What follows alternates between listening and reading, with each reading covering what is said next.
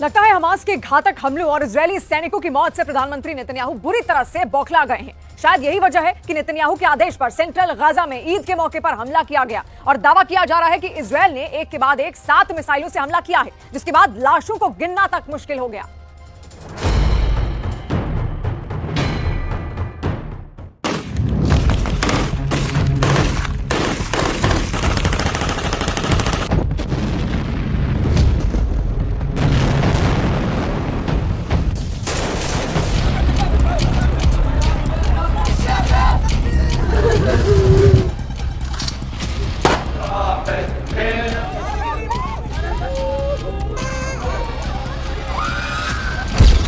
ईद पर नेतन्याहू का बारूदी बदला।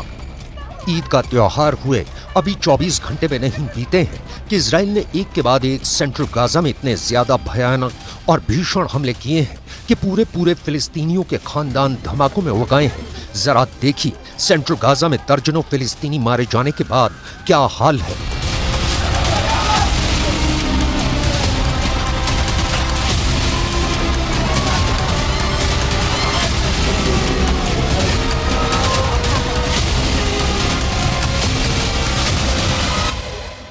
रिपोर्ट्स के दावों के मुताबिक इजरायली सेना ने ठीक ईद के दिन सेंट्रल गाजा में 2 जगह पर हमले किए हैं। हम आपको एनिमेशन से समझाने की कोशिश कर रहे हैं कि इजरायली हमले में इतने ज्यादा फिलिस्तीनी कैसे मारे गए हैं।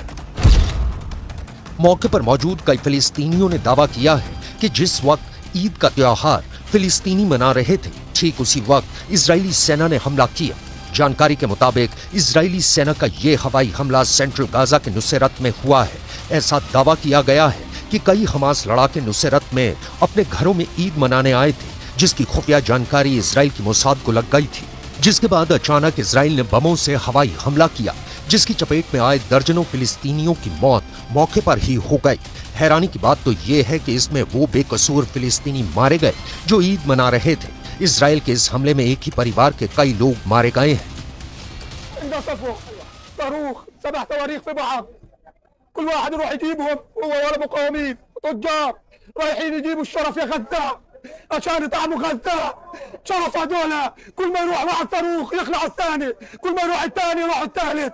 هذول شوفه هذا كان يهز غزة هز، كل ما يجي يسمع كلامهم كلام يقول مين الكرم السحباني هذا، مين قندر دلول، هذول شرفه। इस हमले के बाद सवाल उठ रहे हैं कि आखिर इजराइल ने ईद के मौके पर ही सेंट्रल गाजा में क्यों हमला किया।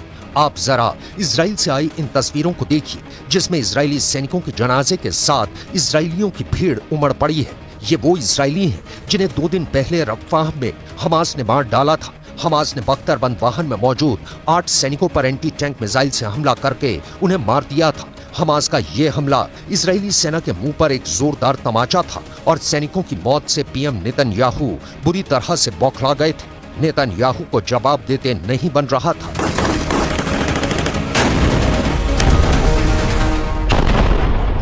Despite the heavy and staggering cost, we must stick to the goals of the war: the destruction of Hamas's military and governmental capabilities, the return of all our hostages, ensuring that Gaza no longer poses a threat to Israel. Gaza में मारे बम, Israel ने रोका बवाल। अब हम आपको एक साथ 2 तस्वीरें दिखाते हैं और समझाते हैं कि क्यों नेतन्याहू ने ईद के मौके पर सेंट्रल गाजा में बेहद बड़ा खूनी हमला क्यों करवाया है। पहली तस्वीर में आप देख सकते हैं इजराइल के 8 सैनिकों की मौत के बाद से 2 दिन में इजराइल ने जमकर बवाल शुरू हो गया था। इजरायली सड़क पर निकल पड़े और नेतन्याहू की सरकार पर जमकर गुस्सा निकालने लगे। हालात ये हो गए कि इजरायली पुलिस और सुरक्षा बलों को 2 दिन में इजराइल में बवाल रोकने में एड़ी चोटी का जोर लगाना पड़ रहा है। अब आप दूसरी तस्वीर देखिए, इजराइल ने अपने देश में बवाल रोकने के लिए कैसे सेंट्रल गाजा में नुसैरत में हवाई हमला किया, जिसमें दर्जनों फिलिस्तीनी मारे गए हैं। हैरानी की बात तो यह है कि इजराइल ने ईद के मौके पर हमला करके जहां हमास से सीज फायर की सभी संभावनाएं तोड़ दी हैं, तो वहीं कट्टरपंथी हिजबुल्लाह को एक तरह से मैसेज भेजा है कि इजराइल में बवाल मत मचाओ। नेतन्याहू गाजा में इजरायली सैनिकों की मौत का बदला ले रहे हैं, यानी गाजा में इजरायली सेना ने बम मार मार कर इजराइल में मचे बवाल को कंट्रोल करना शुरू कर दिया। לנו ברור שאנחנו צריכים להכריע את חטיבת רפיח. אני חושב שהמשימה הזאת מתקדמת באופן נחוש, מקצועי לצערי, גם לצד המחיר הכבד ששילמנו היום. ההישגים ברפיח של אוגדה 162, פיקוד הדרום, הישגים משמעותיים מאוד, וכן, אנחנו מתקרבים לפירוק חטיבת רפיח. हमास के खानदान को 2000 किलोग्राम के बम से उड़ाया। अब आप ये भी जान लीजिए, सेंट्रल गाजा, दक्षिणी गाजा और रफा में हुए हमलों में इतने ज्यादा फिलिस्तीनी क्यों और कैसे मारे गए हैं। रिपोर्ट के दावों के मुताबिक इजराइल के हमले में अब तक 38,000 से ज्यादा फिलिस्तीनी मारे जा चुके हैं, जबकि 87,000 फिलिस्तीनी घायल हो चुके हैं। इजराइल के एक हमले में तो 60 से ज्यादा फिलिस्तीनी मारे गए थे जो एक ही खानदान के थे, जबकि दिसंबर 2023 में इजराइल के एक हमले में 173 फिलिस्तीनी मारे गए थे जो आपस में रिश्तेदार थे। شوف راحوا يجيبوا لقمة عيشهم للغزة، لا تجارة تجار ما لهم في أول ولا لهم في آخر، خبطوهم بالصواريخ. فيش أمان، فيش أمان، فيش شيء، فيش عهد، فيش أمان، بعهدوا الله بخونوا. ناس أبرياء، ناس أبرياء، ناس شرفاء، ما فيش لهم حاجة. راح يجيبوا تجار يا الله، قتلوا التجار، قتلوا الناس، قتلوا الأطفال، قتلوا النسوان، بهدلونا. يا ربي أنا بقول بس حسبنا الله ونعم الوكيل أكثر. इजराइल को अच्छी तरह से पता है कि जब तक हमास फिलिस्तीनियों के बीच छिपा है तब तक उसका पूरी तरह से खात्मा नहीं हो सकता है। यही वजह है कि हमास लगातार इजरायली सेना के खिलाफ गुरिल्ला वॉर कर रहा है। हालांकि इजरायली दावों के मुताबिक हमला करने के दौरान और इजरायली सेना से जंग के दौरान अब तक 15,000 से ज्यादा हमास लड़ाके मारे जा चुके हैं, लेकिन ये भी सच है कि हमास ने पिछले 45 दिनों में इजरायली सेना पर तीखे और भीषण हमले किए हैं। इजराइल के मरकाबा टैंक हमास ने उड़ा दिए हैं। यहां तक कि छिपकर किए गए हमास के हमलों में इजराइल की नाहल ब्रिगेड के कई कमांडो और कमांडर तक मारे जा चुके हैं।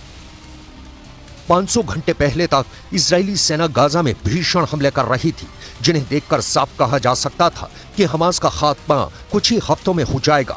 सेंट्रल गाजा के नुसेरात इलाके में इजरायली फोर्सेस के ऑपरेशन को अब तक का सबसे खूनी हमला माना बताया गया था।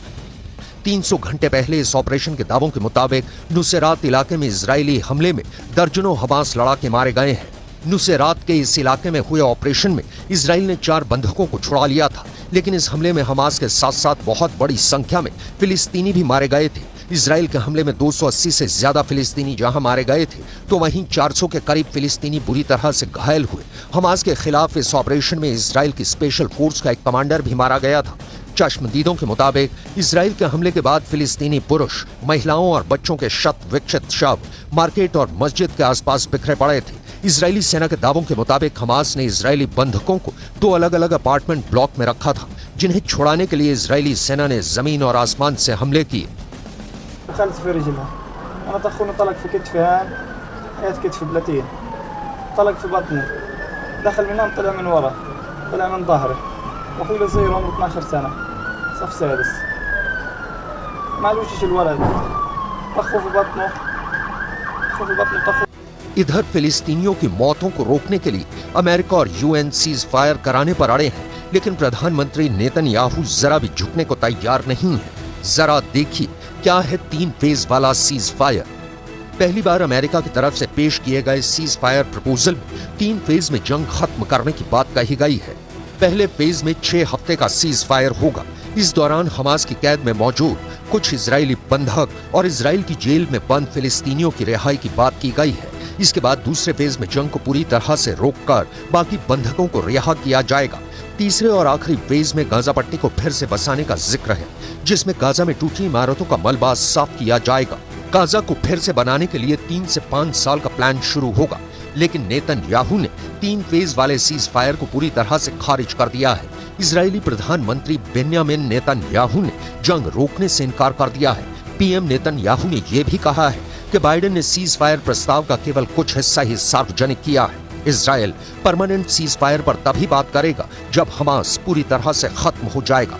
ऐसे हालातों के बीच हैरानी की बात तो यह है कि इजराइल की 3 सदस्यों वाली वॉर कैबिनेट से इजराइल के दिग्गज नेता बेनी गेंट्स ने इस्तीफा दे दिया है और दावा किया है कि नेतन्याहू की वजह से गाजा युद्ध नहीं जीत पा रहे हैं, लेकिन उसके बावजूद नेतन्याहू हमास की सफाई पर पूरी तरह से अड़े हुए हैं। इजरायली सेना के मुताबिक 250 दिन से ज्यादा की जंग में हमास ने हमला करने की पूरी रणनीति जबरदस्त तरीके से बदल दी है। जरा इस एनिमेशन से समझिए क्यों इजराइल गाजा में हमले रोकने को तैयार नहीं है। इजरायली सेना का दावा है कि हमास ही सही मायनों में इस वक्त फिलिस्तीनियों का हत्यारा बन गया है। दावों के मुताबिक दक्षिणी गाजा और सेंट्रल गाजा के जिन हिस्सों में फिलिस्तीनियों ने शरण ले रखी है, हमास उन्हीं जगहों से इजरायली सेना पर हमले कर रहा है। इजरायली सेना जैसे ही हमास के खिलाफ जमीनी और हवाई हमले करता है तो हमले की चपेट में फिलिस्तीनियों के बच्चे, महिलाएं, बुजुर्ग आ रहे हैं और उसकी वजह से भारी संख्या में फिलिस्तीनी मारे जा रहे हैं। इजराइल की स्पेशल फोर्स और F-35 जैसे लड़ाकू विमानों से गाजा पर हमले हो रहे हैं, जिसकी वजह से हमास लड़ाकों के साथ साथ फिलिस्तीनी मारे जा रहे हैं। हमास ने फिलिस्तीनियों को इजरायली हमलों के खिलाफ मानव ढाल बना लिया है। अब इजराइल दोहरी चुनौती में फंस चुका है। एक तरफ उसकी सेना पर हमास के सफाए का भारी दबाव है, तो वहीं दूसरी तरफ इजरायली सैनिकों की मौत ना हो, इसको लेकर सरकार के अंदर और बाहर जबरदस्त प्रेशर है। ऐसे हालात में इजराइल हमास के साथ साथ फिलिस्तीनियों की हो रही मौतों की जरा भी परवाह नहीं कर रहा है और वो अब किसी भी कीमत पर गाजा जंग जीतना चाहता है।